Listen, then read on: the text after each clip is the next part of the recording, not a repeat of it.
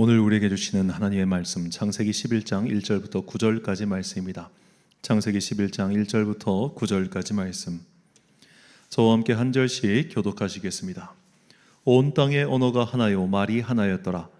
이에 그들이 동방으로 옮기다가 시날 평지를 만나 거기 거류하며 서로 말하되 자 벽돌을 만들어 견고히 굽자 하고 이에 벽돌로 돌을 대신하며 역청으로 진흙을 대신하고 또 말하되 자 성읍과 탑을 건설하여 그 탑 꼭대기를 하늘에 닿게 하여 우리 이름을 내고 온 지면에 흩어짐을 면하자 하였더니 여호와께서 사람들이 건설하는 그 성읍과 탑을 보려고 내려오셨더라. 여호와께서 이르시되 이 무리가 한 족속이요 언어도 하나이므로 이같이 시작하였으니 이후로는 그 하고자 하는 일을 막을 수 없으리로다. 자 우리가 내려가서 거기서 그들의 언어를 혼잡하게 하여 그들이 서로 알아듣지 못하게 하자 하시고 여호와께서 거기서 그들을 온 지면에 흩으셨으므로 그들이 그 도시를 건설하기를 그쳤더라. 함께 읽습니다. 그러므로 그 이름을 바벨이라 하니 이는 여호와께서 거기서 온 땅의 언어를 혼잡하게 하셨음이니라. 여호와께서 거기서 그들을 온 지면에 흩으셨더라. 아멘. 이것은 거짓말이 아니다라는 제목으로 하나님의 말씀 선포하겠습니다. 2002년도에 개봉한 집으로라는 영화가 있습니다. 이때 아역 배우가 유승호 씨입니다. 지금 아주 많이 컸죠. 또 다른 주연인 이 김을분 할머니는 3년 전 95세의 나이로 소천하셨다고 합니다. 영화의 줄거리는 되게 단순합니다. 이제 엄마가 이 아들을 키우다가 형편이 어려워지니까 자기 엄마, 그러니까 즉 이 유승호 아역 배우 역 맡은 사람의 외할머니에게 맡기는 내용이에요. 그래서 외할머니와 있으면서 벌어지는 여러 가지 일들을 나온 영화가 이 집으로라는 영화입니다. 자, 그런데 이 영화의 여러 포스터 중에 이런 광고 문구가 나온 포스터가 있습니다. 가슴 뭉클한 외할머니 이야기. 자, 왜 하필이면 외할머니였을까요? 감독이 왜 외할머니일까?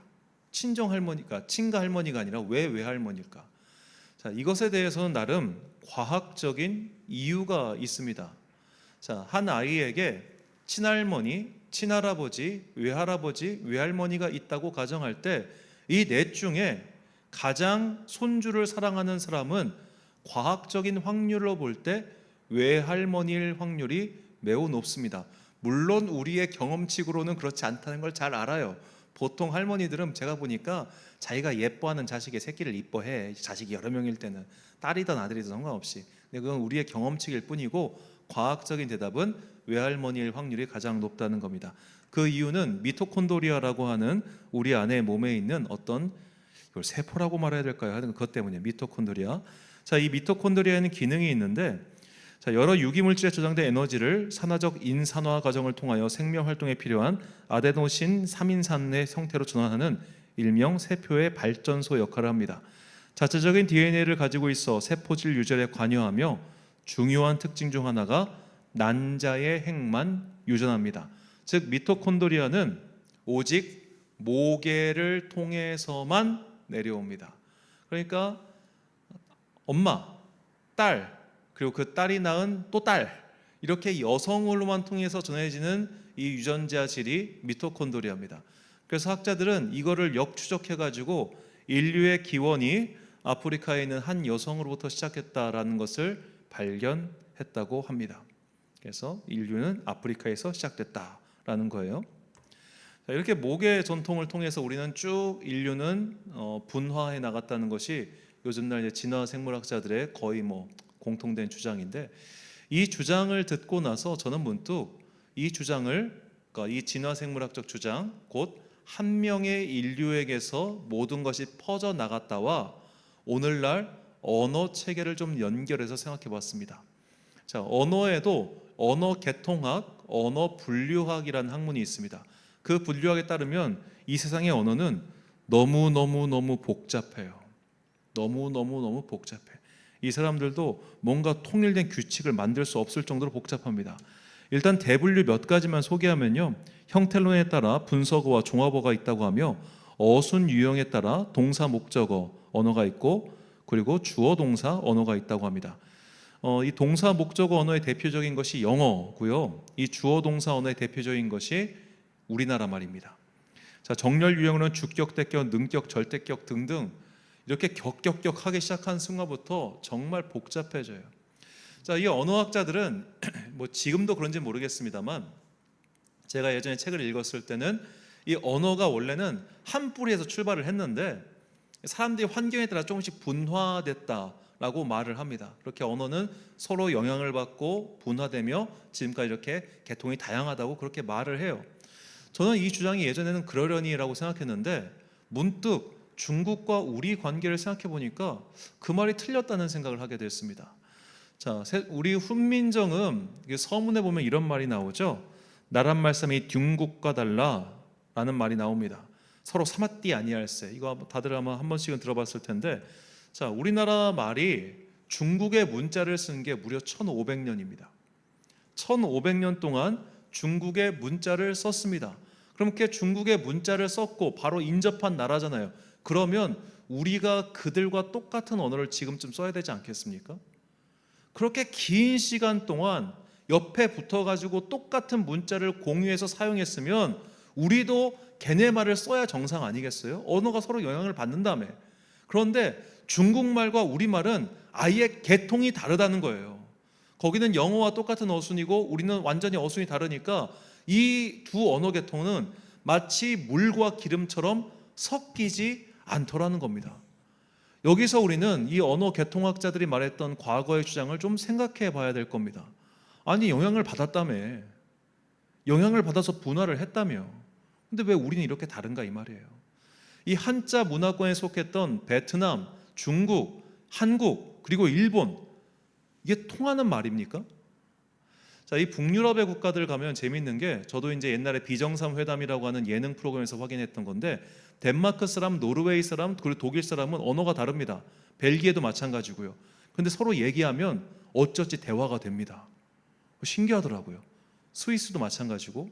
그런 약간 어군이 비슷한 사람들끼리는 서로 말을 달라도 좀 통해요. 이건 마치 우리말과 이 제주도 방언이 통하는 것과 비슷합니다.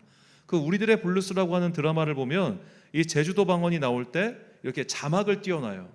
왜냐하면 우리가 못 알아들으니까. 그러니까 정확한 의미 전달은 못하지만 대충 그들과 대화를 하면은 어느 정도 소통은 되잖아요. 그러니까 유럽 국가들은 그게 돼요. 그런데 중국과 우리는 안 돼. 이렇게까지 오랫동안 붙었고 이렇게까지 같은 단어를 썼는데 안 되더라는 거죠. 아, 저는 이걸 통해서 깨달았습니다. 이게 하나님께서 우리 말들을 다 찢어 놓으셨기 때문이다라는 것이죠. 본문 1절과 9절 말씀, 7절 말씀.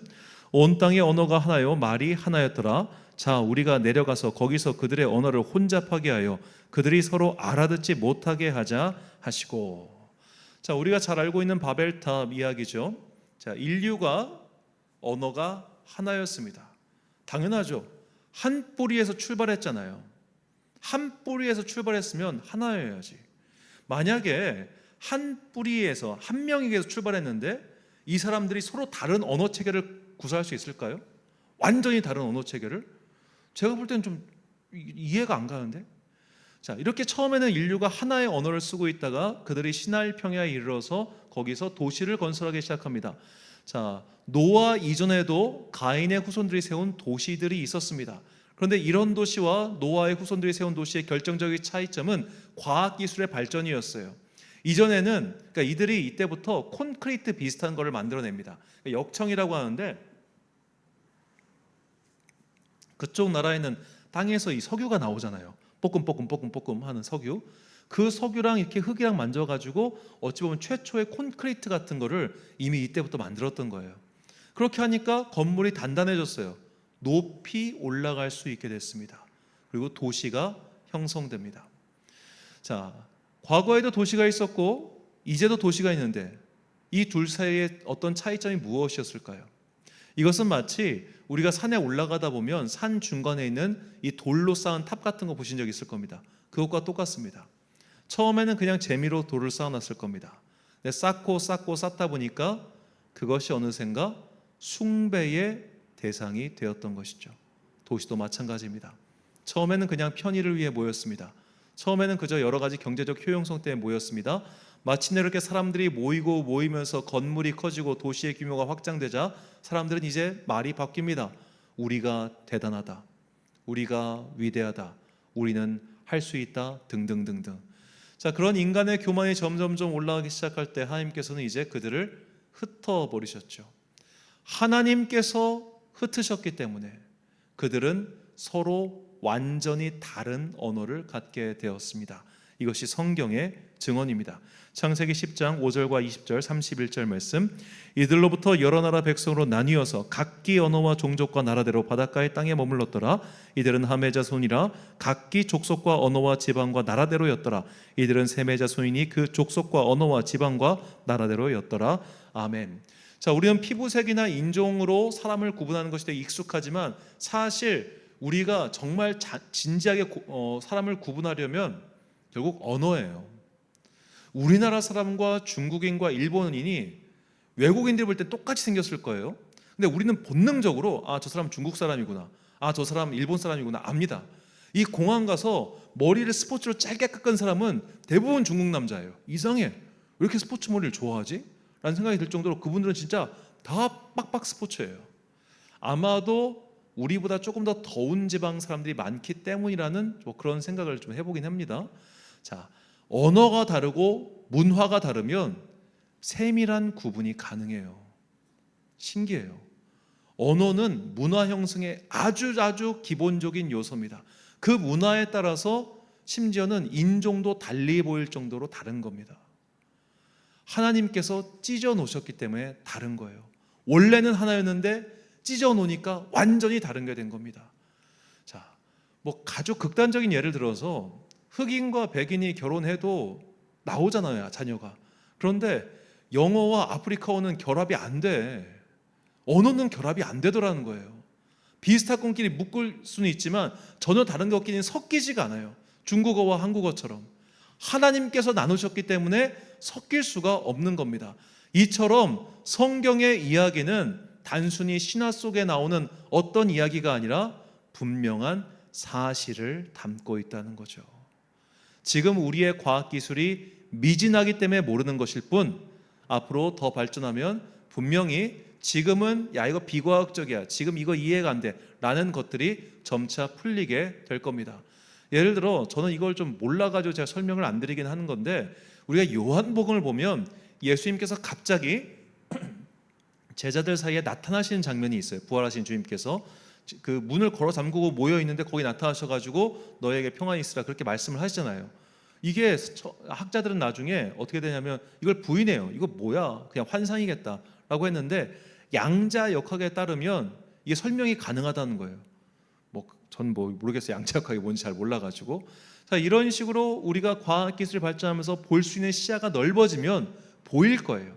대표적인 예 중 하나로 옛날에 18세기에서 19세기 성서신학자들은 다윗이라고 하는 사람이 신화 속 인물이라고 생각했습니다. 증명할 수 없는 신화 속 인물이라 그렇게 생각했어요. 언제 이 주장이 꺾였냐?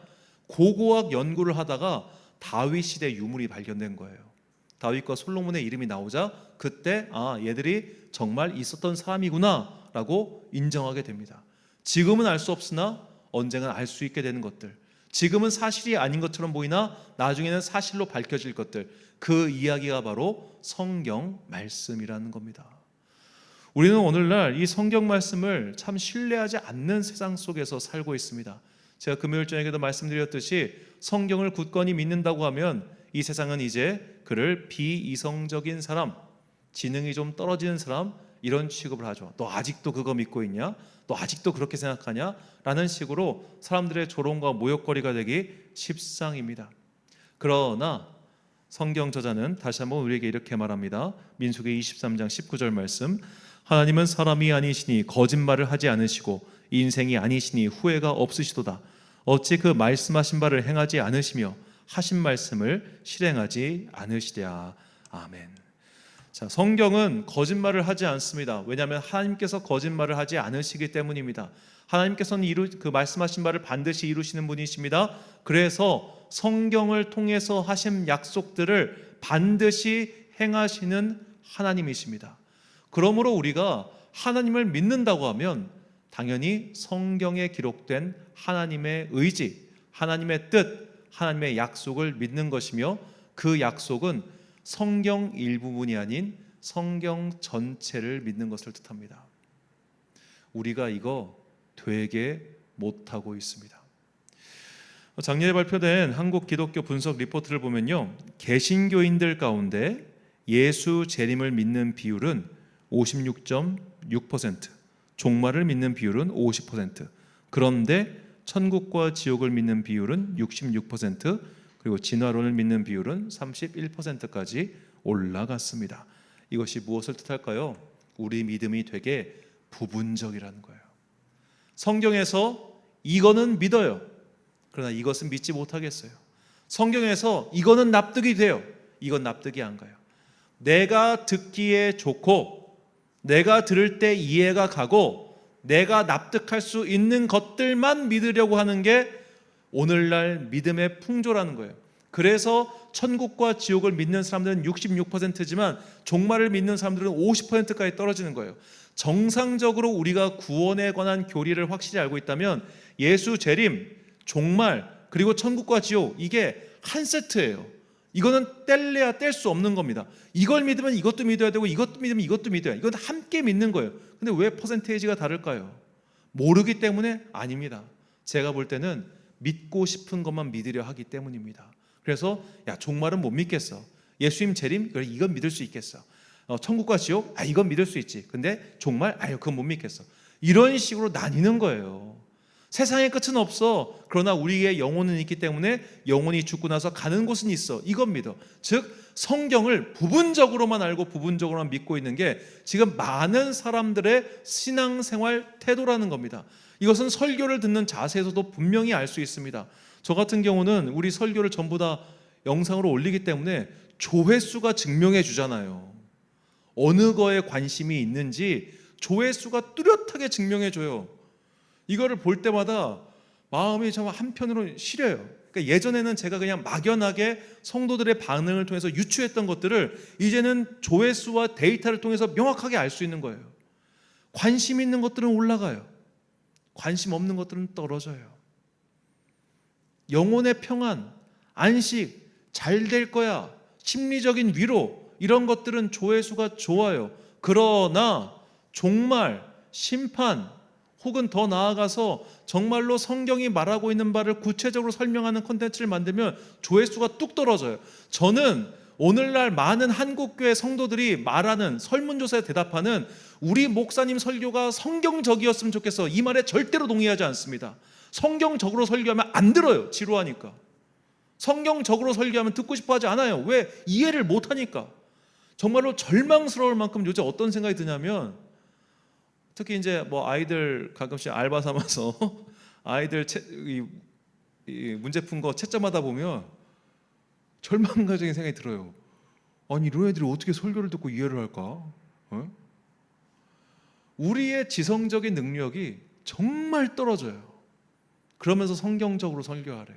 알아듣겠냐? 정말 그 말이 여기까지 튀어나옵니다. 안 들어요. 왜? 듣고 싶은 것만 들으려고 하니까. 알고 싶은 것만 알려고 하니까.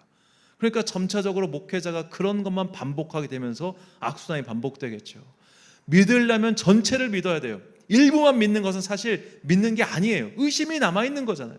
온전한 믿음이 아닌 것이죠. 우리가 주님을 온전히 믿고 따르고자 한다면 성경 전체를 믿기 위해서 우리가 노력해야 되는 겁니다. 분명히 읽다 보면 이해되지 않는 게 있습니다. 납득하지 않는 게 반드시 등장합니다. 그때 어떻게 해야 되는가? 주석을 읽어보세요.